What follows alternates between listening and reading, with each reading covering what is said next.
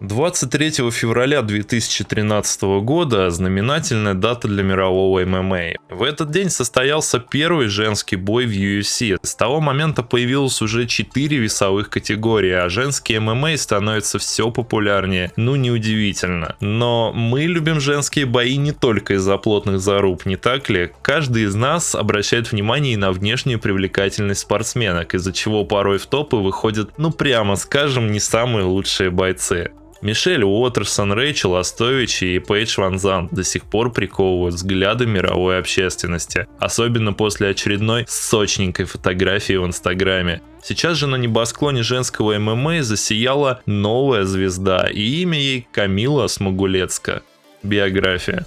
Польский город Лодзь подарил миру одноименный футбольный клуб создателя Ведьмака Анджея Сапковского, который продал жопу Netflix, и известного лингвиста Дитмара Розенталя. Здесь же 12 октября 1995 года на свет появилась Камила Смугулецка. Родилась она в семье с большим кровосмешением. Одна из бабушек Камилы была украинкой, а у другой были русские и китайские корни, чем и можно объяснить природную красоту спортсменки. Думается, никто со мной не поспорит, что полячка выглядит просто офигенно.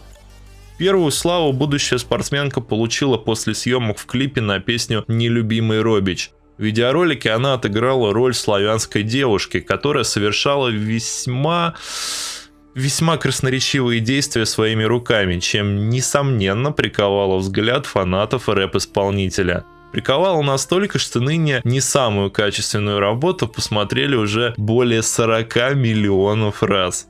Мощный взлет красотки не мог остаться незамеченным. С ней начали заключать различные рекламные контракты. Инстаграм Камилы постепенно рос, а сама девушка, к сожалению, поддалась пагубному влиянию известности. Она взяла псевдоним «Роскошный демон» и начала вести себя, следуя этому образу.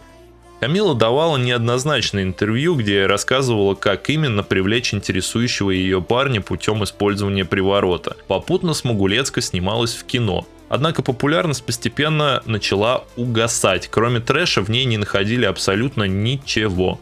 В связи с этим Камила начала комплексовать по поводу отсутствия популярности. Смугулецка не справилась с тем потоком агрессии, который выливался на нее из различных интернет-ресурсов, замкнулась в себе и начала употреблять запрещенные вещества, попутно накачиваясь спиртным. В 18-м все-таки девушка приняла решение завязать с вредными привычками. Она отправилась в реабилитационный центр, где провела несколько недель. Кстати, по заверениям самой спортсменки, сейчас ей стало куда лучше. Музыкальная карьера. После реабилитации полячка начала увлекаться музыкой, отказалась от своего прозвища, начала заниматься написанием песен и съемкой клипов. Камила взяла себе новый псевдоним – Зусье, что в переводе означает «сестра», и выступила с заявлением.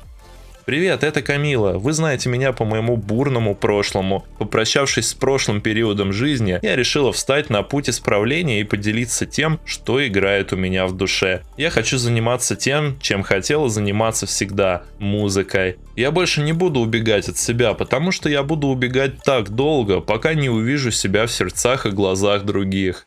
Ныне полячка перестала увлекаться музыкой, остановившись на 2 клипах. Карьера в ММА. Ну а теперь перейдем к тому, почему, собственно, Камила попала на наш канал. Кроме той причины, что монтажеру надоело делать ролики про мужиков в трусах и захотелось чего-то поинтересней. А что любит обычный мужик? Правильно, драки, красивых баб. И Fame MMA на 6-м своем ивенте впервые представили миру новую подписантку. Смугулецка приняла участие в face-to-face фотосессии, ответила на вопросы журналистов и провела открытую тренировку. Попутно начал развиваться TikTok спортсменки, где она записывает видосы, в том числе и под русскую музыку.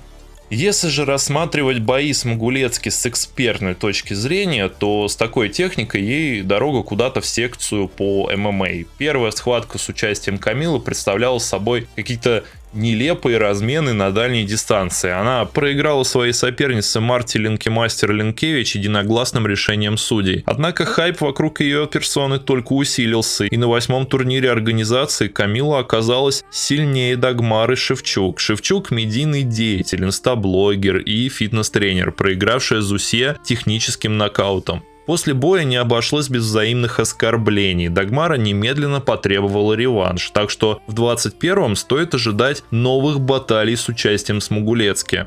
Заключение. Если в спорте больших достижений лицом польского ММА является Ян Блахович, а в женской его части массовому зрителю первый приходит на ум Йоанна Янджейчик, то в плане медийной составляющей Смугулецки скоро не будет равных. И такие персонажи смешанных единоборств нужны всегда. Пусть они и не обладают должной техникой, нокаутирующей мощью, а от их попыток переводов не упадет даже начинающий борец, но они так или иначе популяризируют наш с вами любимый вид спорта, делая его куда более зрелищным. Вывода не будет, лучше посмотрим, как Камила тренируется.